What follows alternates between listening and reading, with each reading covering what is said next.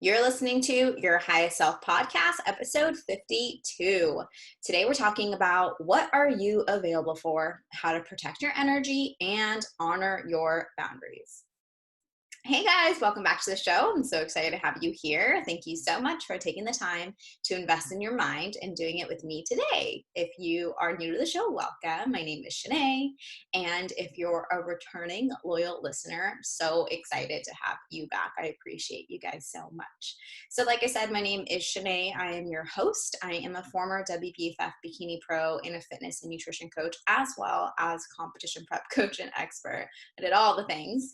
And I have really on my journey found myself getting more and more obsessed with personal development and helping my clients reach their highest selves. And I've been doing even more work on uncovering my purpose and who I am. And I know that's why you're here too. You are obsessed with getting better. You want to become better emotionally, physically, mentally.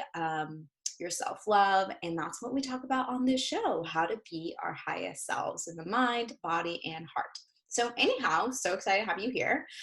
Today we are talking about, like I said, what are you available for? So have you ever stopped to ask yourself, how available are you for everyone else in your life versus for yourself? Big question.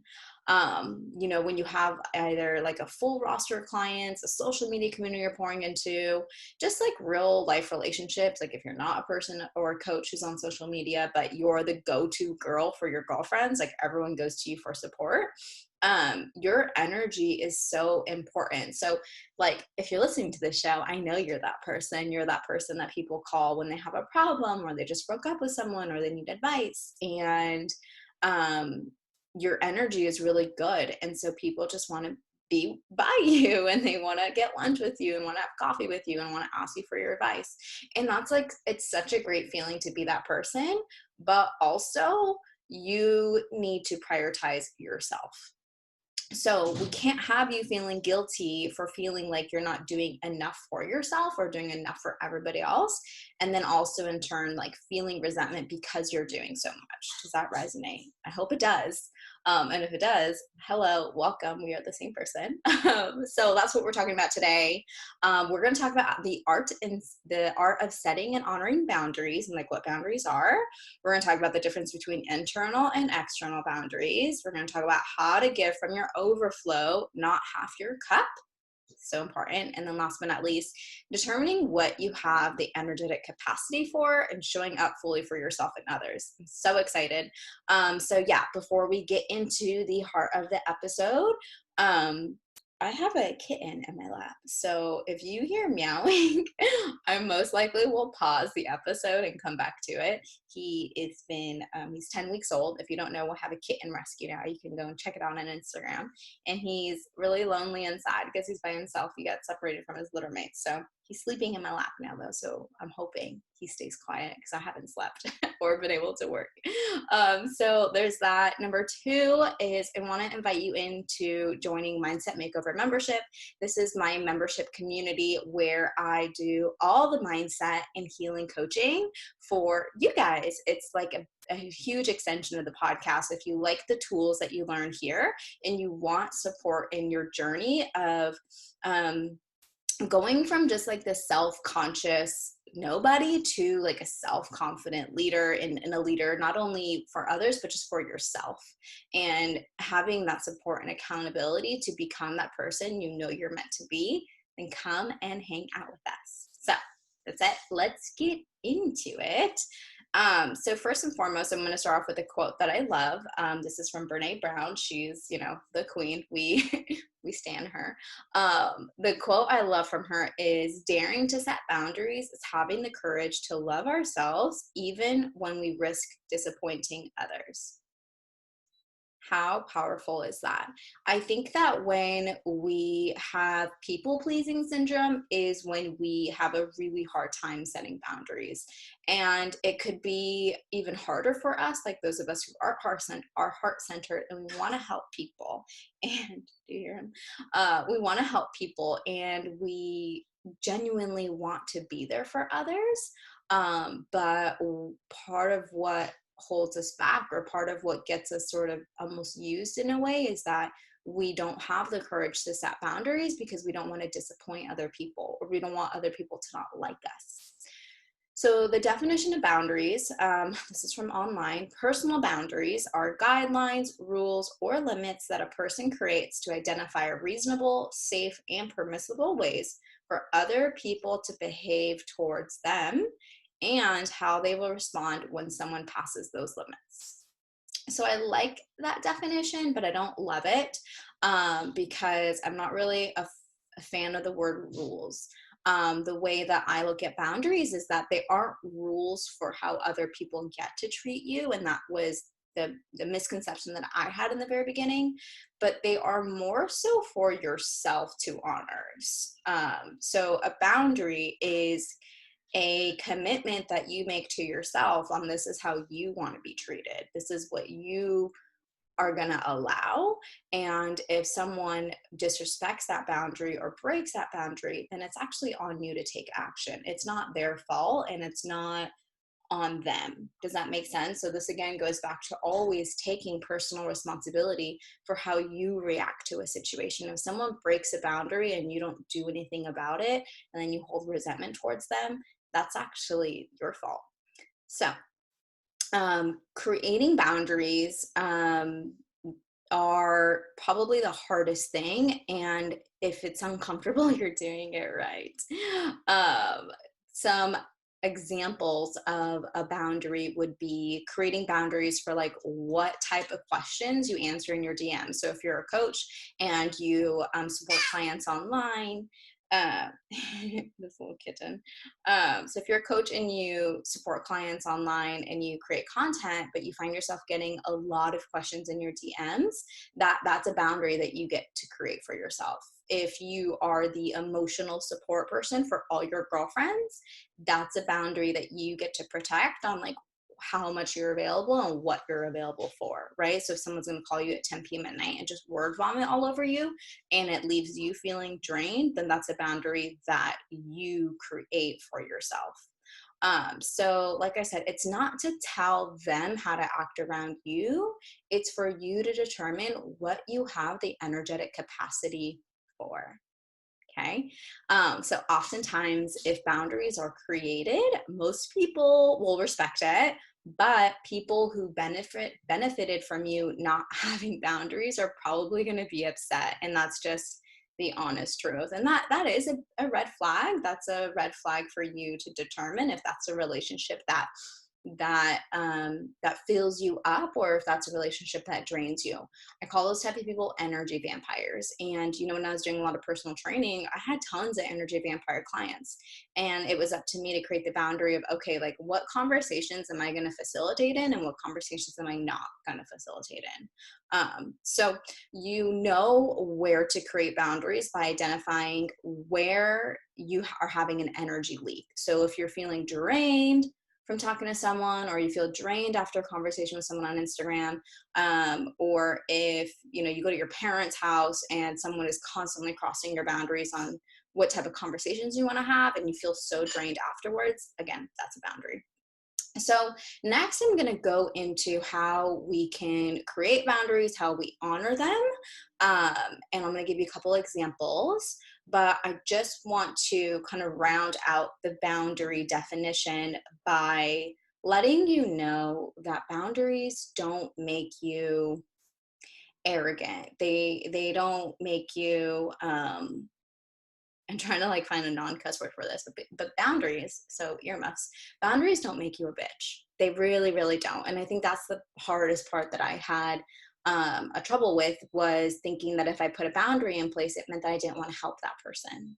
And that's not true, because if I don't have boundaries in place and I just let everyone take all my energy from me, then I don't have energy for myself. And then I get resentful. And then that's when you become crabby and moody, right? So it's actually like the opposite.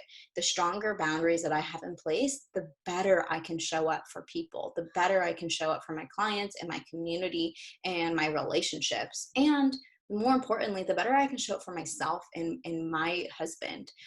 When I didn't have any boundaries, I'd come home drained. I had no energy for the person I love the most. And that's not what I wanted out of life, right? I didn't even have any energy for myself. So it's like, if you're not working out, if you're not doing your self-care, if you're not eating healthy because you have no energy because you give it to everybody else, huge huge insight for you to be like, okay, like there definitely needs to be some boundaries created. And again, it doesn't make you a bitch, it actually makes you a better person. I trust people more who have boundaries, because then I know that when they say yes, they really mean yes, and when they say no, they really mean no, and they mean no because they know what their priorities are. I really respect and honor people who have priorities. So with that being said, let's get into it. You can go ahead and take out your journals. So like I said before, how do we create, or how do we know what boundaries to create?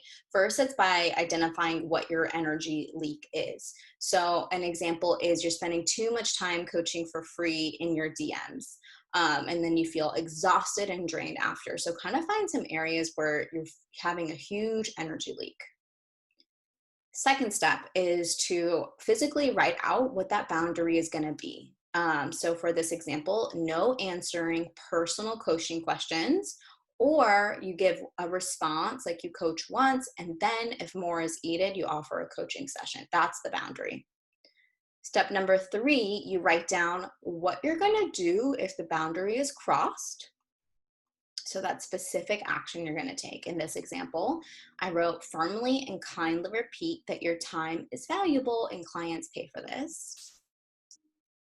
And then step number 4 is to identify how you're going to feel when the boundary is crossed. This is important because, as we know with the thought model, our feelings always trigger our actions. And so if you can identify how you're going to feel if it's crossed, and you can tie that with the action that you like are not wanting to take, and as a reminder to you of like, oh God, like I don't want to feel like this, then it's more incentive for you to actually honor the boundary.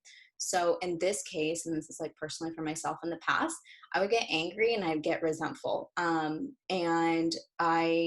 So then you write down, okay, how am I going to feel and why? I don't want to feel like that because I'm not available for that, because it lowers my mood, it lowers my vibe. And honestly, I don't have the luxury of coaching for free all day long. I have clients to support. I have, dogs to take care of, cats to take care of, a husband, my own self, my own workouts, my own personal development, my own journaling. And I don't have, hours and hours of free time all day to just coach people for free. I love helping people, and that's why I have this podcast. That's why I have my Instagram content. But I don't have that luxury. Maybe, in 10 years when, when I have like more time, or, you know what I mean? So anyways, write that out for yourself. What is it? The way that we now honor our boundaries is by those last 2 steps, identifying what you're going to do when the boundary is crossed, and how you're going to feel if it's crossed, and why you're not available for that. So I'm just going to give you a recap on the steps. 1, identify your energy leak. 2, write down what the boundary is. 3, write down what action you're going to take if that boundary is crossed. And 4, write down how you're going to feel if the boundary is crossed and why you're not available for that. Repeat those 4 steps as many times as possible with all the boundaries that you want to create in your life. And my last little tip on that is check out The Holistic Psychologist. She posts so many really great boundary posts. And what I really like and what I've learned from her is that when we express our boundaries to others, we're not telling them what to do. We're not telling them what to do. What we're doing is we're protecting ourselves. So that segues into, there are so many different types of boundaries, physical, emotional, spiritual, but I kind of categorize them in 2 major ways, which is internal and external.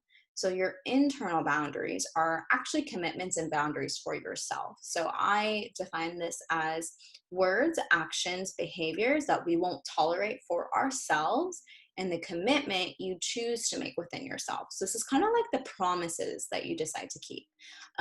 For example, social media consumption is an internal boundary for me. Negative self-talk is an internal boundary for me. It's the commitments that I decide to keep within myself boundaries.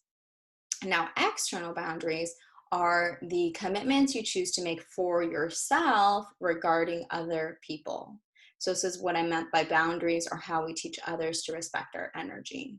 Um, the example that I gave earlier was, coaching for free in the DMs, being an emotional support to your girlfriends, and like that not being reciprocated, or like you just overextending yourself all the time.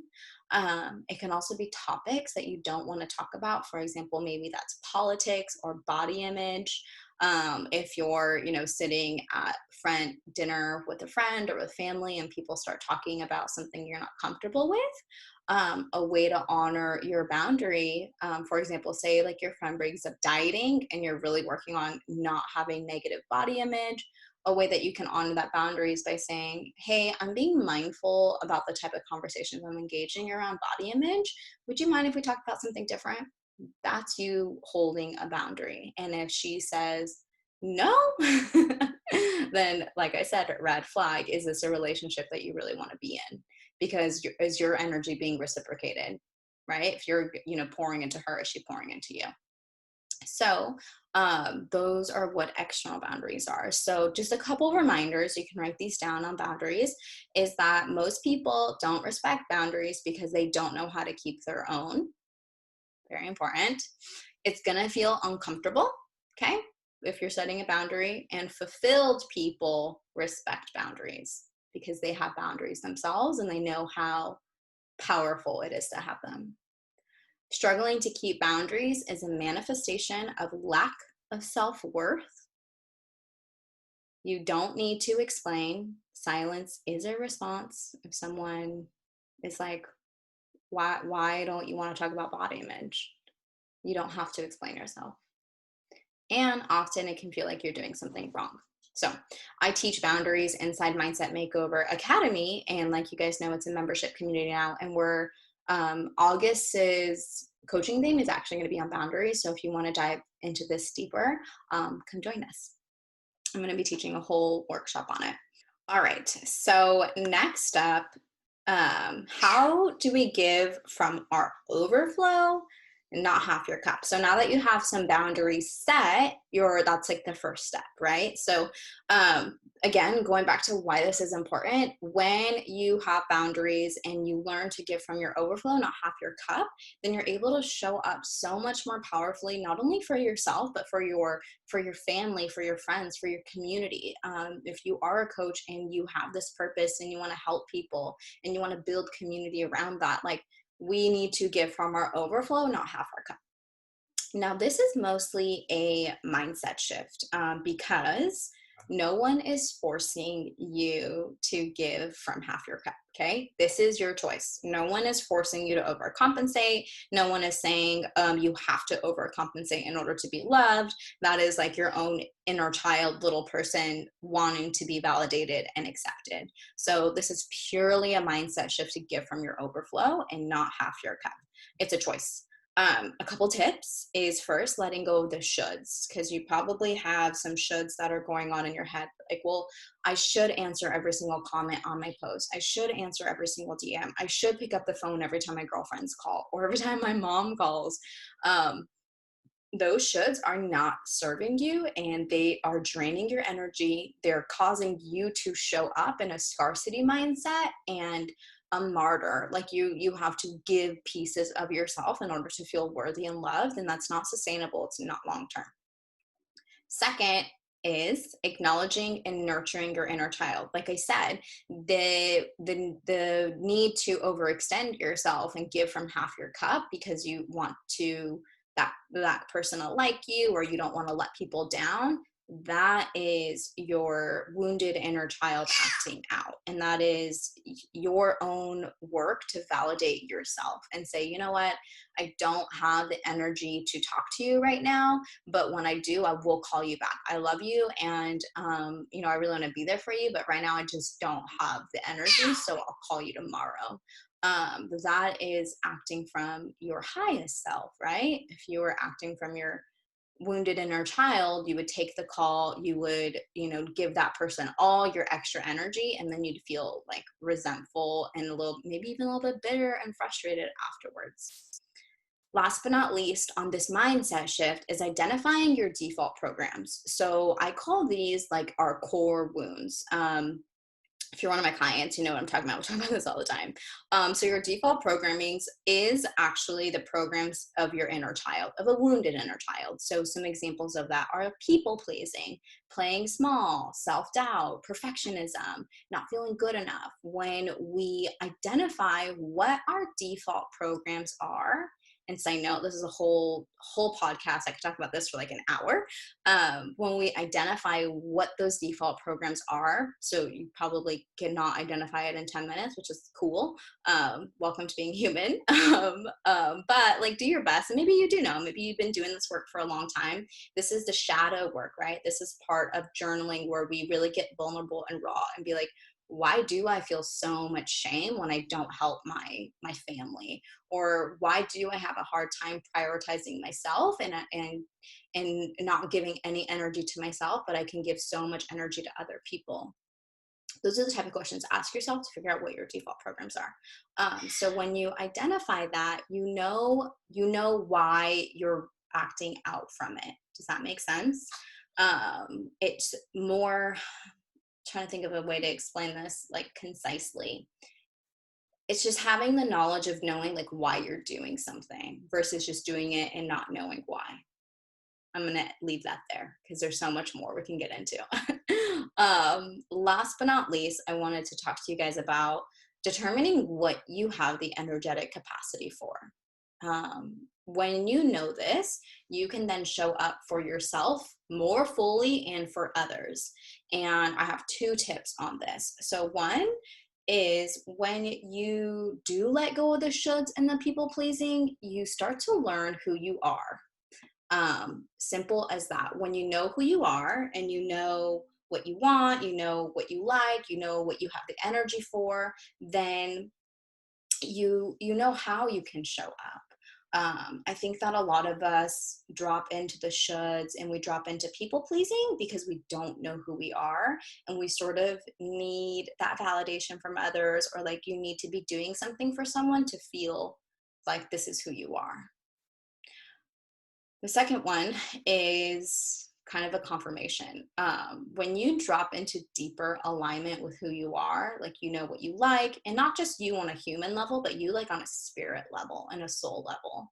When you drop into deeper alignment with that and with who you are, that is actually your blueprint for how you can show up fully for yourself and others. Isn't that cool? So the more you know who you are, the better that you can show up for yourself, and the better you will be available to know what you're available for and know what you're not available for. You'll be able to hold your boundaries and protect your energy. So if that's not encouragement to drop into deeper alignment with who you are and figuring out who you are, I don't know what is. But I have to say that in my own journey, learning more of who I am, again, not just my human self and knowing like what my preferences are and what my core wounds are, but on a soul level, and knowing really deep down like who I am, what my purpose is, what I'm here for. That has given me the blueprint to be able to show up fully for myself and others, and know what I truly am available for. Because the reason why I'm bringing you this episode is I used to struggle with this. I overcompensated. I extended myself to my clients, to friends, to family, to feel accepted and to feel loved. And spoiler alert, you don't ever get that satisfaction. You don't ever get that void filled when you're doing things for other people to fill your own void. That has to come from you. And the cure for that is learning about who you are giving yourself that time and space to heal and to grow. So that's it for today's episode. I hope it was helpful. I'd love to hear your insights. Again, come hang out with us inside Mindset Makeover membership if you want to learn more about who you are and drop into that deeper alignment. That's everything that we do. And if you're an aspiring fitness or a life coach or an established one, this is the work we do inside the Highest Self Mastermind. That mastermind is closed for the rest of 2020, but it will be opening back up for 2021. I'll probably start enrollments in November or so. So keep your eye out for that, or just DM me. I have a crazy good memory. So if you message me, I'll remember to reach out to you. So be careful about what you tell me. I hope you guys have an amazing rest of your week. I'll see you guys next week here. Same time, same place. Don't forget to be your highest self. Bye for now.